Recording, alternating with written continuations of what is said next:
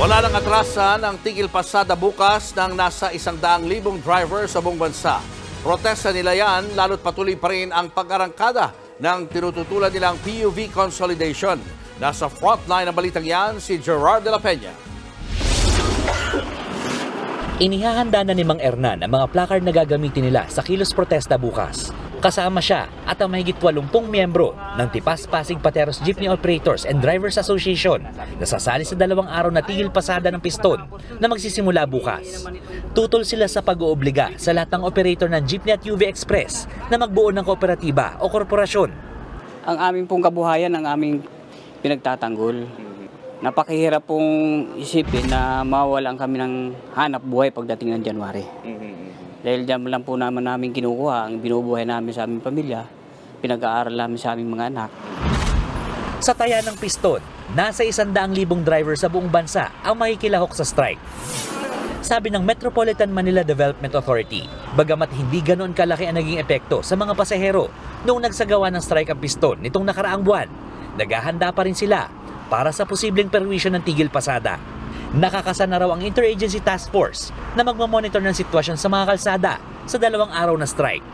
Mahigit 600 mga truck, bus at iba pang sasakyan ang nakahanda para masakyan ng libre ng mga maapektohang pasahero. Siyempre, dahil nga ayaw namin i-take ito lightly, dahil nga po baka magkagulatan, we'll also monitor itong strike, respond doon sa pangangailangan ng ating mga mananakay. So, in a way, kumakain to ng oras namin at effort. Kahit na maliit or malaki, ganoon din kasi ang preparation namin.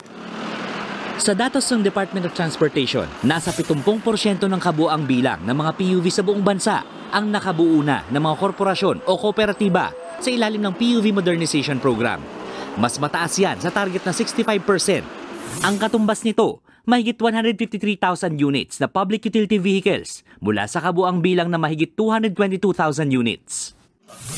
Nauna nang sinabi ni Pangulong Bongbong Marcos na wala ng extension ng deadline ng consolidation sa December 31.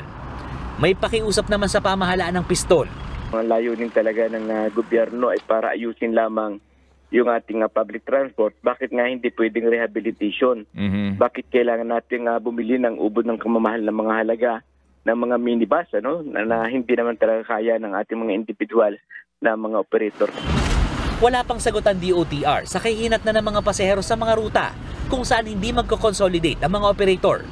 Pero ayon sa piston, handa silang dali sa Korte Suprema ang usapin para ipaglaban ang kanilang kabuhayan.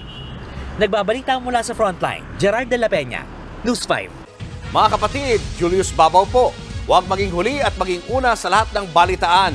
Para sa tuloy-tuloy na talakayan sa Frontline, mag-follow at mag-subscribe sa social media pages ng News 5.